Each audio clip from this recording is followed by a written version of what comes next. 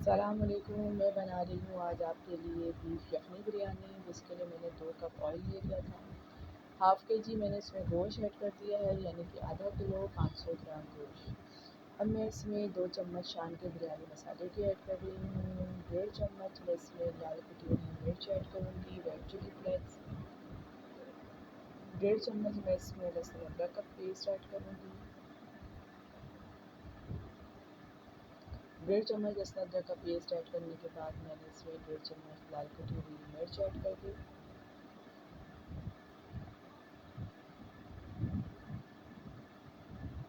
2 چمچ میں اس میں پسا ہوا دھنیا پاؤڈر ایڈ کروں گی، آدھا چمچ میں اس میں ہلدی کا ایڈ کروں گی۔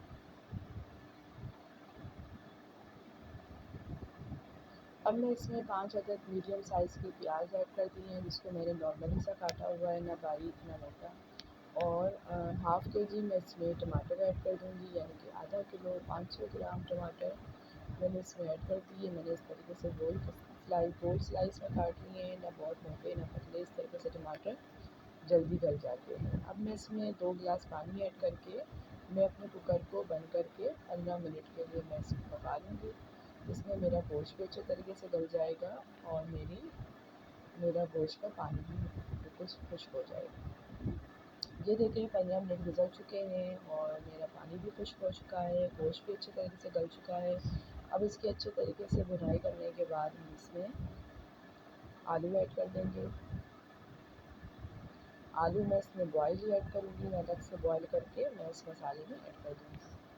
یہ دیکھیں مسالہ تقریباً اچھے طریقے سے بھون چکا ہے، یہ چاول کا پانی ہے جس میں میں نے تمام گرم مسالہ ثابت ایڈ کر دیا تھا۔ اب اس بریانی مسالے میں نے 5 سے 6 عدد ہری مرچی ایڈ کر دی۔ یہ دیکھیں میرا چاول کا پانی بوائل ہو چکا ہے، اس سے میں نے 5 ہری مرچیں، 4 ثابت مرچیں، کالی مرچیں، بادیان کے پھول، لونگ، دال چینی، بڑی الائچی، تمام چیزیں میں نے اس چاول کے پانی میں ایڈ کر دی تھی، چھوٹی الائچی۔ یہ دیکھیں مسالہ تقریباً میرا ریڈی ہو چکا ہے۔ اب یہاں پہ ہم اس میں بوائلڈ آلو ایڈ کر دیں گے۔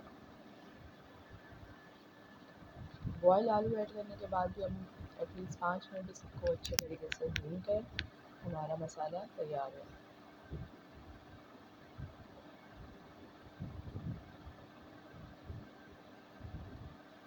یہ دیکھیں اب جس پتیلے میں نے چاول بوائل کیے تھے، اب وہ چاول ہم نکالنے کے بعد اسی پتیلے میں تمام مسالے ڈال دوں گی بریانی کا۔ اب میں نے اس میں سے اوپر سے فوڈ کلر ایڈ کر دیا، ڈائریکٹ میں پاؤڈر کی شکل نہیں ڈالتی ہوں، لکوڈ بنا کے نہیں ڈالتی، اس سے بریانی کی شکل لک اچھا آتا ہے، جس طرح دیگی بریانی کا ہوتا ہے۔ یہ دیکھیے اب میں نے اس میں زردے کا رنگ ایڈ کر دیا۔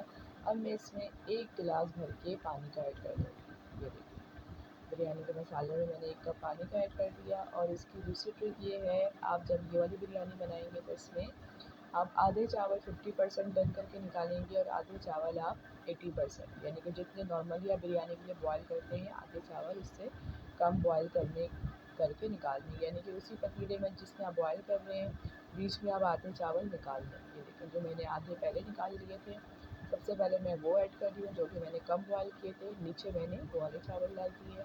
اب اوپر میں وہ چاول ڈالوں گی جو آپ نارملی بریانی کے لیے بوائل کرتے ہیں جتنے، یعنی کہ 80% تک۔ اب میں اوپر وہ والے چاول ایڈ کر دوں گی۔ اب آپ کو لگ رہا ہوگا یہ الگ الگ بوائل ہوئے، یا آپ ایک ہی پتیلے میں بوائل کریں، آدھے چاول آپ تھوڑا پہلے نکال لیں، آدھے چاول آپ تھوڑا دیر سے نکالیں۔ یہ دیکھو اب میں نے تمام چاول اس میں ڈال دیے ہیں۔ اب یہ میں اپنے چاول کو بریانی کو جو ہے دم پہ رکھ دیا۔